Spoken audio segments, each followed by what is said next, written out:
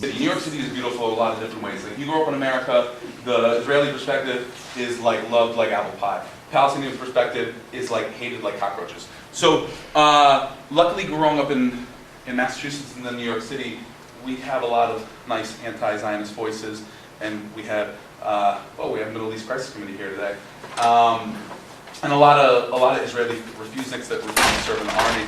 So I take a lot of shots at the American left, the Israeli left, and here's the point. I'm pretty unabashed about my feelings.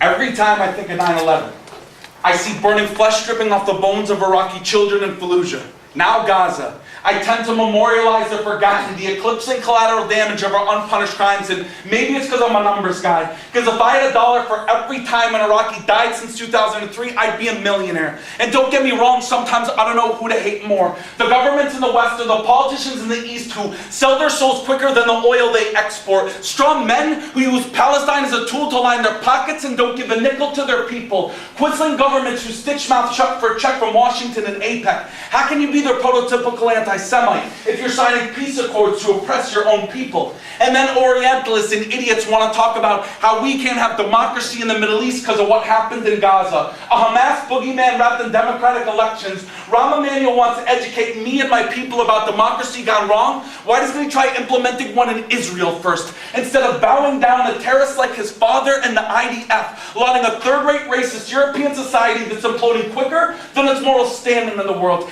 Enlightened like 1950s Afrikaners and slave traders. Just because a house is beautiful doesn't mean the bones you built it on have fully decomposed. The Israeli left is about as alive as Ariel Sharon. I'm sick and tired of asking for permission to resist from antiquated leftists and progressives who care more about keeping it kosher than moving things forward. I put down my pen and waving fist to resist with college kids and Palestinians. Boycott and divest, because honestly, who cares about preserving a living when governments are killing civilians? Complicity by silence and reserve units bombing Gaza. Your academics and scholars, leader groups and practitioners are part of the problem.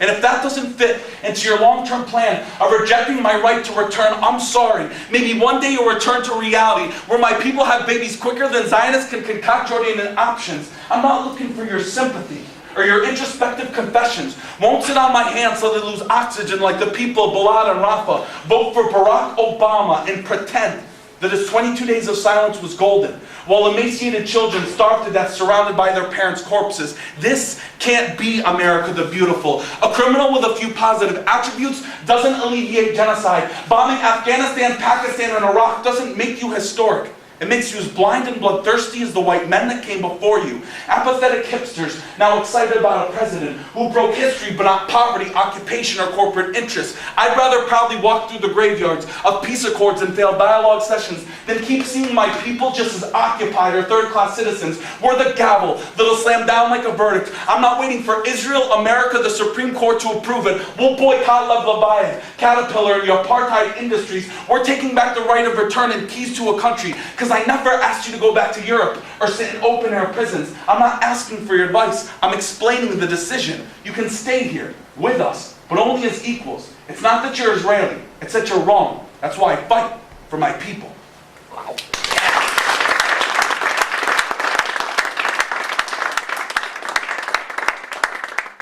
Okay, now I love poems. Just kidding. Okay. The next piece I'm going to do is called Home. I have a problem. I have a lot of poems memorized in my head, so I write down a lot of poems, and then I perform a lot of poems. The next piece is called Home, and this one doesn't really get prefaced. The next one I'm going to preface well. But you know, like I said, like it's not about me being Palestinian. It's not about me. You know, like my grandparents are refugees from 1948, and as much as that bothers me, as much as I miss Palestine, as much as it hurts when I go back to Palestine, it's about universal justice. You know, when I was living in Queens when Sean Bell was gunned down, you know what I mean? It doesn't matter who you're from, where you're from, you know what I mean? An injustice is an injustice. And the more that we start to see that, like one of the saddest things that I've seen is the lack of amount of coalition building. And one of the great things about the youth is that they're joining up with other struggles, because whether it's a mother's life in Nicaragua, whether it's in Iraq, or whether it's here at home, we should all be caring about what's going on. So that's what I try to keep my poetry focused on. And you know what, for me it's like I learned Palestine through the anti-apartheid struggle. I learned Palestine through the civil rights movement. I was a kid that grew up in Western Massachusetts that was like, screw the tabbouleh and the hummus, and it's like I wanted like Coca-Cola and McDonald's and I wanted to assimilate. And then I grew older. And then it comes back to you, it like comes back. Like you're like, ha, I'm not Palestinian, I don't care what my nose says. And then, and then you get older and you're like, well, maybe I do kind of identify. So this is called home. I drink a lot of water. It's a lot of eyebrow shouting at you. Okay. I didn't grow up in a refugee camp. I grew up here, comfortable, able not to know or care, choose my own blood type, close the book, turn off the TV, forget the stories. A gay man once asked me, why do you give a damn about Palestine?